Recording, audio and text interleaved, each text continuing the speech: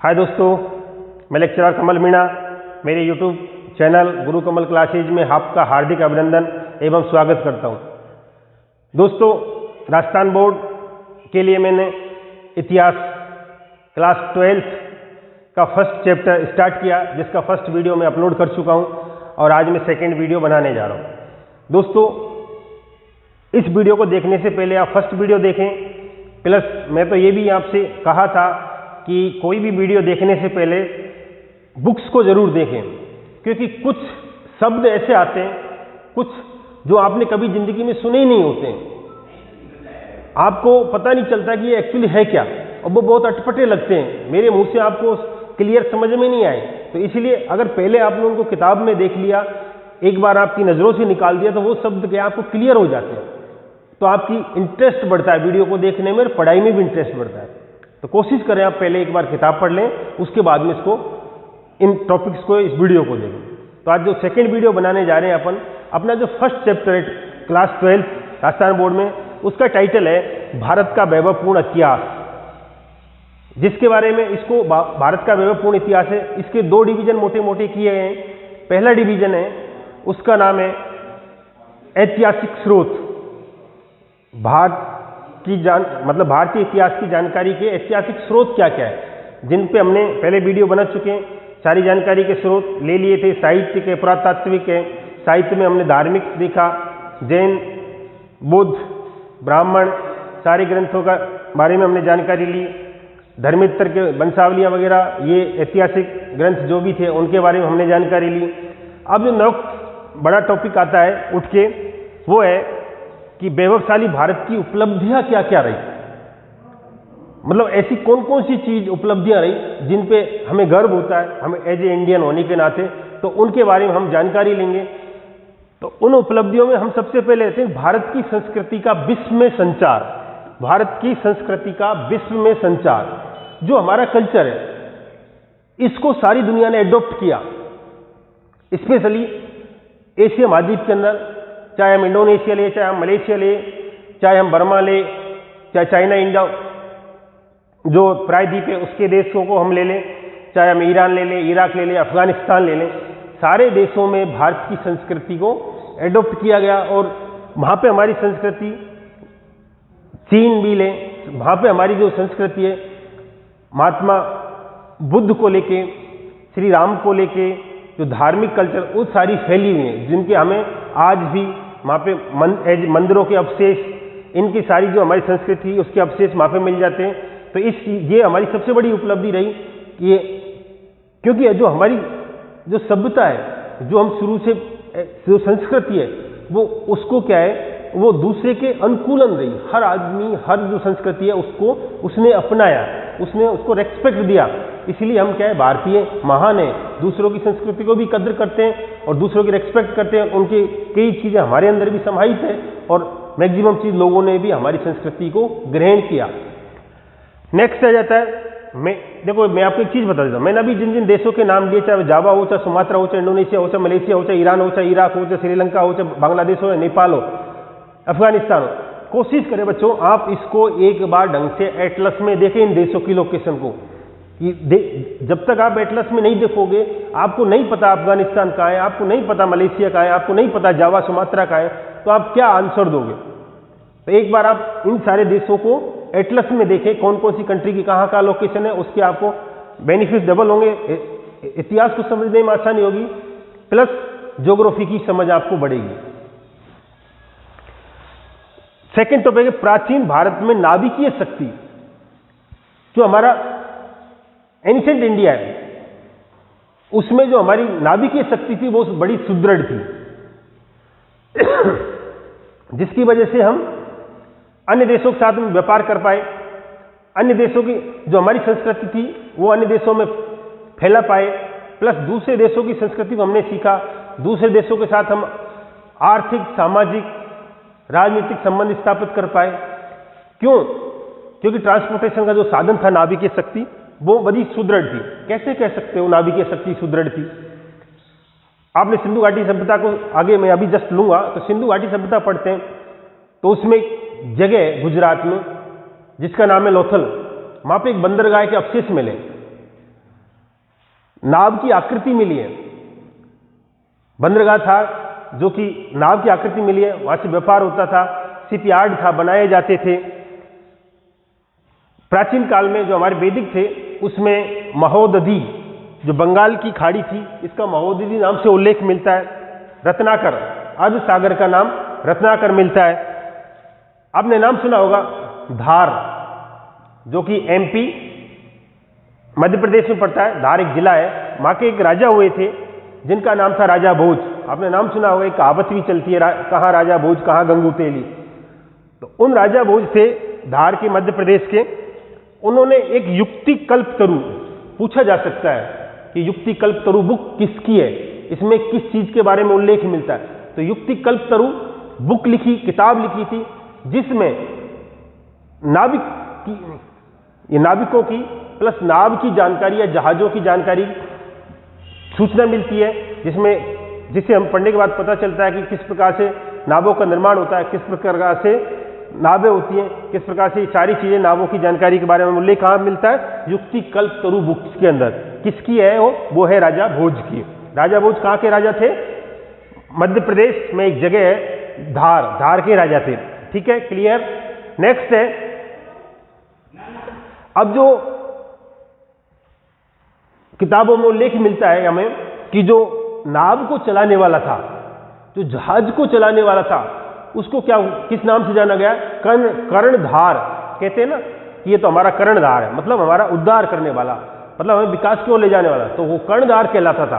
प्राचीन काल में नाव को चलाने वाला या नैया पार करने वाला क्या कहलाता था? कर्णधार कहलाता था। नियामक, और जो नाव का जो नियमन करता था, कंट्रोल करता था, जहाज का पूरे कंट्रोल करता था कि जहाज के नियम बना करता था, वो क्या कहलाता था? नियामक कहलाता था। और एक शब्द मिलता है उसके अंदर, दत्त रश्मि ग्राहक। क्या शब्द मिलता है? दत्त रश्मि ग्राहक। पूछा जा सकता है कि प्राचीन काल में दत्त रश्मि ग्राहक का क्या कार्य था, या जल पोत प्रबंधन के अधिकारी को क्या कहलाता था? तो वो कहलाता था दत्त रश्मि ग्राहक कहलाता था।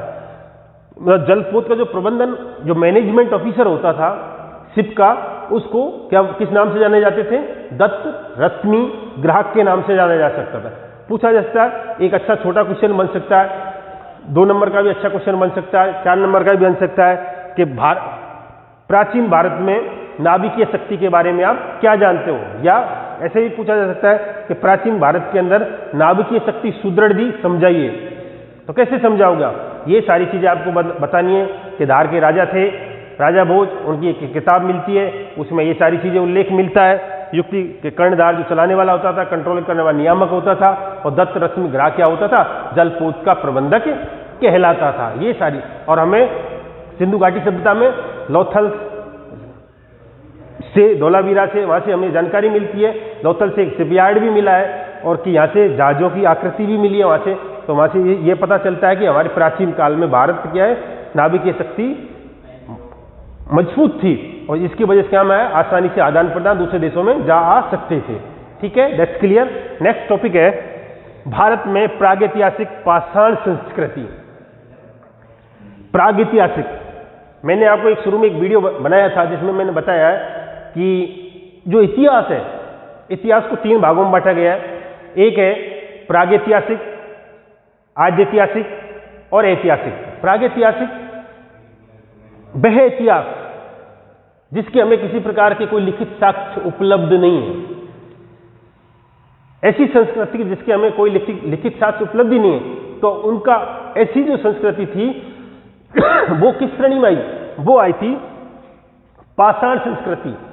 जब शुरुआत में मानव आया तो वो नोमेडिक लाइफ जीता था, गुफाओं में रहता था, सामाजिक जो बंधन थे, जो समाज था वो इतना सुदृढ़ नहीं था, वो एक जगह स्थायी नहीं रहते थे, स्टेबल। तो वो क्या करते, अपनी सुविधा अनुसार किसी गुफा में, किसी सेल में, या फिर जहां पे आसानी से पाषाण उपलब्ध होते थे वहां पे रहते थे। प्लस पाषाण मतलब पत्थर, स्टोन्स के ही वो क्या करते थे, हथियार बनाते थे, औजार बनाते थे, और उनकी दैनिक जो जीवनचर्या थी उसका जो पत्थर था वो महत्वपूर्ण अंग था। इसीलिए इस एरा को क्या नाम दिया गया था, पाषाण युग के नाम से जाना गया था। तो इस पाषाण युग को, इसकी जो संस्कृति थी, इस पाषाण युग को 3 भागों में मोटे मोटे किए गए हैं। पहला जो नाम है उसका, उसको कहते हैं पूरा पाषाण काल। पूरा पाषाण काल जो लगभग 2.5 लाख बीसी से लेकर 10,000 बीसी तक चला, जिसमें इंसान घुमक्कड़ लाइफ जीता था, भटकता रहता था, कंदमूल फल खाता था, पत्थर के थोड़ा बहुत खुरदरे इस टाइप के, जिसमें कोई सेफ नहीं था, स्पेशली उठा लेते हथियार और उनको हथियार के औजार के रूप में काम लेते थे। तो वो था पूरा पाषाण काल कहलाता था। उसके बाद आया था मध्य पाषाण काल। जो मध्य पाषाण काल था वो लगभग 10,000 से, कह लो कई किताबों में 9,000 मिलता है, 10,000/9,000 बीसी से लेकर 4,000 बीसी तक, ये मध्य पाषाण काल कहलाता है। मध्य पाषाण काल की विशेषता यह है कि इसमें जो हथियार थे वो क्या हो गए, सूक्ष्म हो गए थे, बारीक हो गए, थोड़े सूक्ष्म अच्छे शेप में आने लगे हथियार।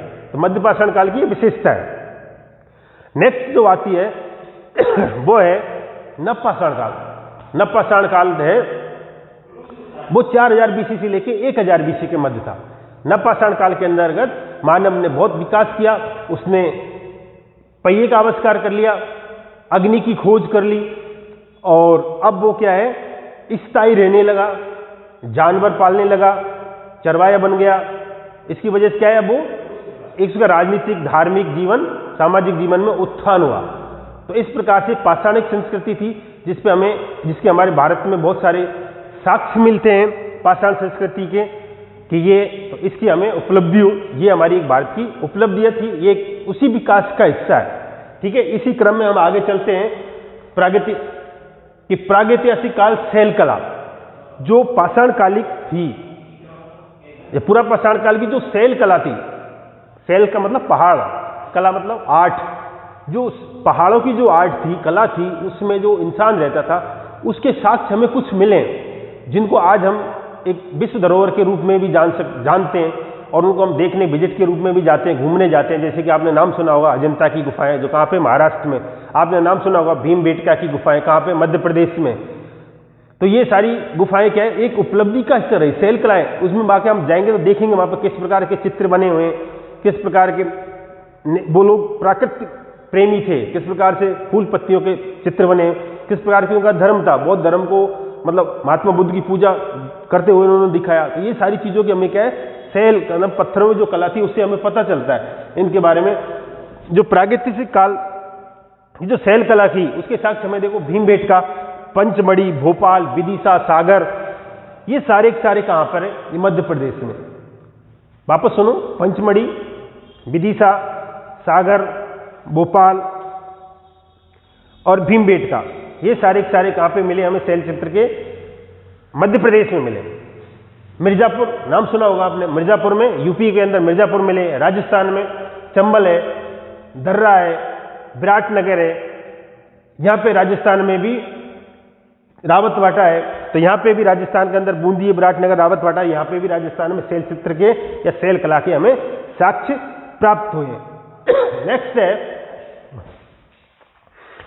सिंधु सरस्वती सभ्यता, बहुत ही अहम टॉपिक है।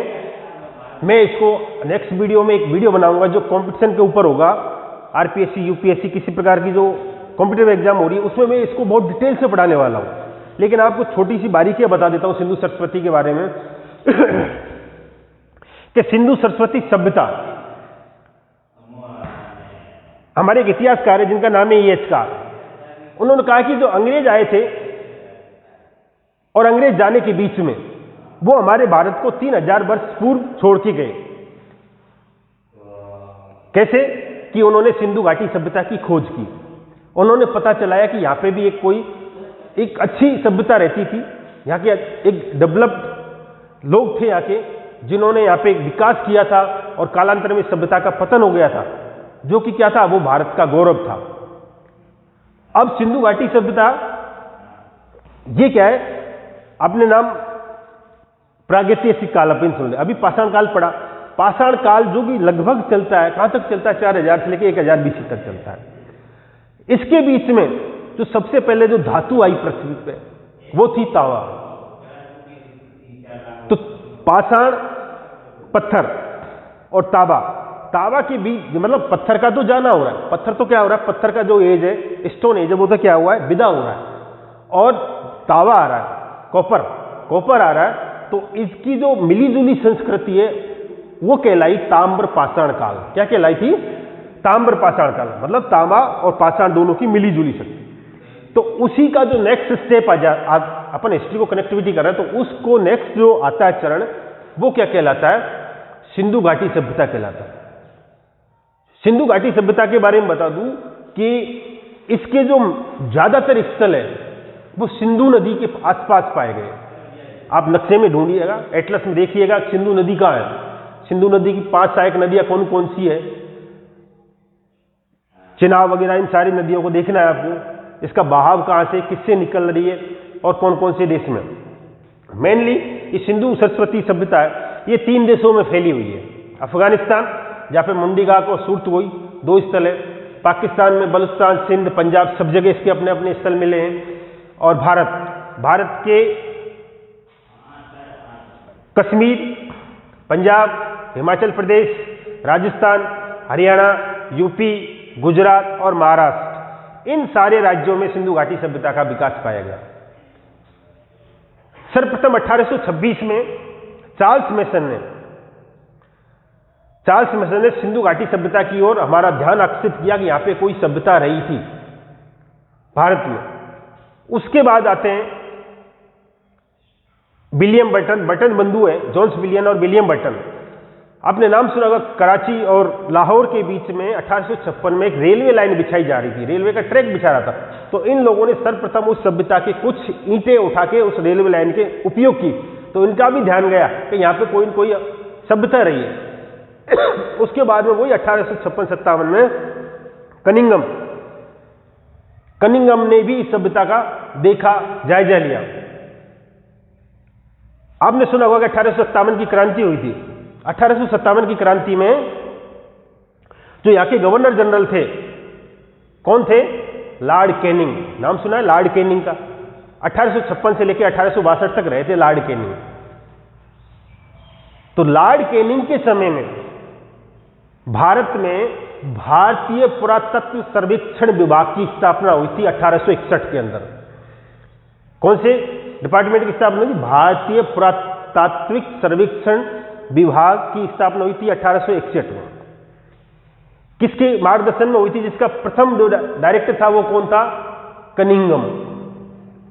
इस कनिंगम को हम आगे भी पढ़ेंगे मौर्य काल में, अशोक के अभिलेखों में इसने बहुत अच्छा अहम काम किया खोजने में। तो उसी कनिंगम ने भी इसका सर्च किया। 1861 में भारतीय पुरातत्व सर्वेक्षण विभाग की स्थापना हो गई थी, जिसकी वजह से अब एक स्पेशल डिपार्टमेंट बन जाने के कारण अब इन्होंने ज्यादा से ज्यादा पुरातत्व सर्वेक्षण खोजने शुरू किया। कालांतर में क्या होता है कि जॉन मार्शल उस भारतीय पुरातत्व सर्वेक्षण विभाग के डायरेक्टर बन के आते हैं, और 1921 में उन्होंने एक स्थल को खोजा, और उस स्थल का नाम था हड़प्पा राम था, जिसका दयाराम साहनी ने उत्खनन करवाया। तो इस सिंधु घाटी सभ्यता का जो प्रथम खोजा गया स्थल कौन सा था, हड़प्पा था। उसके बाद में मोहनजोदड़ो खोजा 1922 में, उसको राखलदास बनर्जी ने उत्खनन करवाया था। तो धीरे धीरे पता चला कि ये सभ्यता, इसीलिए इस सभ्यता का शुरुआत में नाम हड़प्पा पड़ा, हड़प्पा संस्कृति। बाद में पता चला कि नहीं, हड़प्पा नहीं, सिंधु घाटी के आसपास की नदी है। फिर उसके बाद फिर कुछ सारे जो बहुत सारे स्थल थे जो सरस्वती नदी के किनारे पाए गए। सरस्वती नदी नाम सुना होगा आपने, ऋग्वेद में सरस्वती नदी को सबसे पवित्र नदी माना गया, जो वर्तमान में घग्गर नदी है, जो कि शिवालिक पहाड़ियों से निकलती है, हिमाचल प्रदेश से, शिवालिक पहाड़ियों में हिमालय से, और ये हिमाचल, पंजाब, हरियाणा, राजस्थान में बहते हुए पाकिस्तान, सिंध में जाके मिल जाती है। लेकिन ये लगभग राजस्थान में हनुमानगढ़ तक ही बहती है, फिर यहाँ पे विलुप्त हो जाती है। आगे घग्गर नदी कहलाती है, उसके आगे राजस्थान के आने के बाद में एक ओटू झील है हरियाणा में, उसके बाद में ये क्या कहलाती है, उसके बाद में कहलाती है ये हाकरा नदी। तो इस नदी के किनारे सर्वाधिक इसके स्थल मिले सिंधु घाटी सभ्यता के। तो जो जो विकास हुआ सिंधु घाटी सभ्यता में, वहां के लोग कैसे थे, उनका आर्थिक स्तर कैसा था, उनका सामाजिक जीवन कैसा था, उनकी धार्मिक जीवन कैसा था, उसकी जानकारी हमें किससे मिलती है, सिंधु घाटी सभ्यता के अंदर हमें पढ़ना है। 1856 मैंने बताया 26 में चार्ल्स मेसन ने, 1856 में कनिंगम ने, बटन ने, और 1856 में कनिंगम ने नदी के किनारे सारे बहुत सारे इसके स्थल खोजे गए। सिंधु स्थापित कला, अब हमने जाना कि सिंधु घाटी थी, उसकी स्थापित कला कैसी थी। स्थापित कला में क्या था कि नगर नियोजन, जो सिंधु की जो स्थल है उनका जो नगर नियोजन है वो इस प्रकार से पाया जाता है कि आज की जो हम बात करते हैं, जो हम प्रजातंत्र की बात करते हैं, प्रजातंत्र में जो नगर निगम की बात करते हैं, नगर पालिकाओं की बात करते हैं, ऐसा सिस्टम था वहां पे। लगभग नगर फिक्स बसे हुए थे। नगरों की जो सड़कें थी वो 90 के डिग्री पे काटती थी, समकोण पे काटती थी, ग्रिड पैटर्न कहलाता था वो। नगरों के जो घरों के मकान थे उनका दरवाजा पीछे वाली गली के अंदर ही खुलता था। हर मकान के अंदर एक जल कुआं होता था जल के लिए। उस जल को निकालने के लिए एक नाली होती थी जो मेन नाली के अंदर जाके मिलती थी। मतलब चौराहे पे लाइट प्रकाश स्तंभ होते थे। कचरा डालने के लिए कूड़ा प्रबंधन का उचित व्यवस्था थी। तो उनका नगर नियोजन था एकदम आज के जैसा था, एक बहुत ही सुदृढ़ व्यवस्था थी। अपन जो पढ़ रहे हैं इतिहास को, मैंने बताया आपको, जो अपन पहले पढ़ रहे थे पाषाणकालीन इतिहास वगैरह थे, सिंधु घाटी की सभ्यता का पहले का इतिहास था, वो घुमक्कड़ लाइफ जीते थे। वो गांवों में छोटे छोटे कस्बे इस टाइप के लोग रहते थे। लेकिन ये सिंधु घाटी सभ्यता थी, ये कैसी थी? ये शहरीय सभ्यता थी। ये शहरीय सभ्यता थी, सिटी बना के लोग रहने लगे। कारण शहर कैसे बने? शहर भाई इसीलिए बने कि अब लोहे का खोज हो चुकी थी, वो लोग स्थायी रहने लगे, जानवर पालने लगे, तो उनको खेती के लिए उपयुक्त जानवर मिल गए। अब वो खेती उनकी बराबर हो रही है, खेती बराबर हो गई है। उससे क्या, लोहे से उन्होंने क्या किया? जंगलों को भी साफ किया। जब सरप्लस प्रोडक्शन हो रहा है, मतलब जो उत्पादन था, जो जरूरत थी उससे ज्यादा उत्पादन हो रहा है, अगर उससे ज्यादा उत्पादन होगा, प्रोडक्शन होगा, तो सिंपल सी बात है क्या होगा? उसको बेचने के लिए बाजार बनेंगे, मार्केट बनेंगे, बेचने के खरीदने के लिए भी लोग आएंगे। तो इस प्रकार क्या है, शहरों की स्थापना हुई। पूछा जाता है भारत का प्रथम शहरीकरण कब हुआ? तो सिंधु घाटी सभ्यता थी, क्या थी? भारत का प्रथम शहरीकरण। पूछा जाता है भारत का द्वितीय नगरीकरण है, शहरीकरण कब हुआ? तो वो 6ठी BC में पढ़ेंगे अपन, महाजनपद काल के अंदर। तो सिंधु घाटी भारत का प्रथम नगरीकरण सभ्यता थी। ये कैसी थी? नगरीय व्यवस्था थी। ठीक है, नगर नियोजन बहुत सुदृढ़ थे। ईंटों का अनुपात, जो नालियों में जो ईंट लगाई जाती थी, मकानों में जो ईंट लगाई थी, उनका एक फिक्स अनुपात था। मतलब वो पढ़े लिखे लोग थे, 4:2:1 ये अनुपात होता था। मतलब 40 इंच अगर लंबी है तो 20 इंच मोटी होगी, 10 इंच चौड़ी होगी। इस प्रकार से उनका एक अनुपात में ईंटें होती थी नालियां बनाने के लिए, मकान बनाने के लिए। जल निकास प्रणाली, मैंने आपको बताया जल निकास प्रणाली के हर जगह अवशेष मिले। हर मकान से जो गंदा पानी होता था उसको निकलने के लिए नाली की व्यवस्था मिली है, जो कि आगे जाके एक बड़ी नाली में मिल जाती थी रोड के किनारे जाके। तो जल निकास प्रणाली की बहुत उचित अच्छी प्रबंधन था उनका एक शहर का। फिर आ जाता है नेक्स्ट में विशाल स्नानागार। मोहनजोदड़ो में एक बहुत विशाल स्नानागार मिला है, जिसकी जो लंबाई थी, अंदर वाली जो ग्राउंड, मतलब उसके अंदर जो जलकुंड था उसकी 39 फीट लंबा, 23 फीट चौड़ा और 8 फीट गहरा जलकुंड मिला उसके अंदर। और उसके पास पास में 6 रूम भी और मिले, छोटे छोटे। आई थिंक वो हो सकता है, इतिहासकारों का मानना है शायद वो कपड़े चेंज करने के लिए रहा होगा, या फिर जो छोटे स्नानागार थे जलकुंड में से पानी लेके उसमें नहा जाता होगा। ये कोई बड़े धार्मिक वो होता होगा, उत्सव वगैरह होता होगा, उसमें इसका सारे लोग सामूहिक शहर के आके स्नान करते होंगे। तो एक विशाल क्या है स्नानागार मिला है। कहां से मिला है? मोहनजोदड़ो से मिला है। ठीक है, इसको ये भी पूछा जाता है मोहनजोदड़ो की सबसे बड़ी जो स्थापित कला क्या थी? वो थी विशाल स्नानागार। ठीक है, विशाल अन्नागार, एक बहुत बड़ा अन्नागार मिला है, मतलब जहां पे अन्न के कोटे मिले, अन्न को रखा जाता था संभाल के। तो वो कहां पे मिला? हड़प्पा में। देखो इसको ऐसे याद रखना, सबसे पहले सिंधु घाटी सभ्यता का जो स्थल खोजा गया था उसका नाम था हड़प्पा, 1921 के अंदर। अब हड़प्पा को खोजा गया तो सबसे पहले इंसान को किसकी जरूरत पड़ती है? खाने के लिए। भाई इंसान को जीने के लिए खाना जरूरी है कि नहाना जरूरी है? खाना जरूरी है। तो इसलिए क्या, अन्न के भंडार बनाए सबसे पहले इंसान ने। तो सबसे पहले स्थल कौन सा खोजा गया? हड़प्पा। और उसमें अन्नागार सबसे विशाल स्थापत्य कला थी, पूछा जा सकता है। तो अन्नगार कहाँ पे पाया गया? हड़प्पा में अंदर पाया गया। विशाल जलाशय में स्टेडियम, धौलावीरा में विशाल जलाशय मिला है, पौंड मिला, तालाब मिला है और स्टेडियम भी मिला है जहाँ पे खेल कूद होते होंगे शायद, उसकी एक व्यवस्था मिली है। वहाँ पे सीढ़ियाँ नुमा बैठने के लिए व्यवस्था भी, वो हमें वहाँ पे अवशेष मिलते हैं धौलावीरा में। और वहाँ पे क्या है, साइन बोर्ड भी मिलता है, वो इंडिकेट करता हुआ कि ये फलानी जालोर इधर है, जयपुर इधर है, अपने रोड पे लिखा होता है ना, इस टाइप का वहाँ पे एक साइन बोर्ड भी मिला है जो कि एक रोड को इंडिकेट कर रहा है। तो उसकी भी विशाल जलाशय में स्टेडियम ये कहाँ पे मिले? धौलावीरा में। धौलावीरा कहाँ है? गुजरात में। आप मानचित्र में देखना धौलावीरा कहाँ पे, क्योंकि जो सिंधु घाटी सभ्यता है इसके सबसे ज्यादा स्थल कहाँ पे पाए गए? गुजरात में पाए गए। सबसे ज्यादा स्थल किस नदी के किनारे पाए गए? वो दोस्ती या सरस्वती नदी या गग्गर नदी के किनारे पाए गए। ठीक है, गुजरात में एक गोदीवाड़ा भी मिला है गुजरात में। गोदीवाड़ा का मतलब होता है डॉकयार्ड, जहां पे जहाज बनाने का काम होता हो। लगभग 236 से लेके इंटू 214 उसकी मीटर उसकी चौड़ाई है। और वो गोदीवाड़ा कहाँ पे मिला है? लोथल, गुजरात में, ये भी, जिसको क्या है, भोगवा नदी से समुद्र से जुड़ता था। पूछा जाता है कि किस स्थान से बंदरगाह या डॉकयार्ड के अवशेष प्राप्त हुए, तो वो है धौलावीरा। धौलावीरा कहाँ पे? गुजरात में। ठीक है, क्लियर। नेक्स्ट है सिंधु कला, लिपि एवं विज्ञान। सिंधु कला, कला कैसी थी? उनकी कला का हमें ज्ञान कैसे होता है? मोहरों से होता है। उनकी बहुत सारी मोहरें मिली, प्राप्त हुई है, जिन पे मछली का एक सींग, बैल का और फूल पत्तियों वगैरह के चित्र मिले। उनकी जो कला थी वो किस प्रकार की थी? पिक्टोग्राफिक, मतलब भाव चित्रात्मक कला थी। अपनी भावनाओं से वो बहुत कुछ कहना चाहते हैं।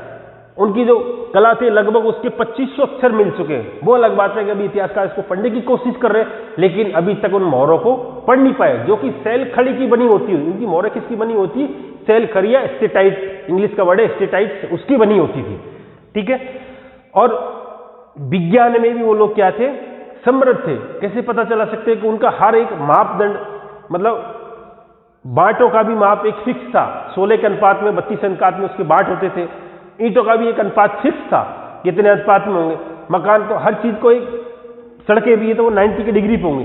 तो उनकी एक समझ थी, वो उच्च क्वालिटी की समझ थी, जो कि वर्तमान समझ से मेल खाती हुई। कहीं कहीं लगता है कि वर्तमान समझ से वो लोग उस जमाने में, जो उस जमाने में उनके समकालीन और भी सभ्यताएं थी, जैसे मेसोपोटामिया की सभ्यता थी, नील नदी की सभ्यता थी, हांगो चीन की सभ्यता थी, उनसे कहीं अच्छी सुदृढ़ सभ्यता थी हमारी, जिसपे हमें क्या होता है? गर्व होता है कि ये हमारी एक उपलब्धि, हमें भारतीय होने के नाते कि नहीं, हम यहाँ के भारतीय हैं और ये हमारी उपलब्धि का ये अवशेष है। फिर आर्थिक उपलब्धियां। आर्थिक उपलब्धि क्या है कि आर्थिक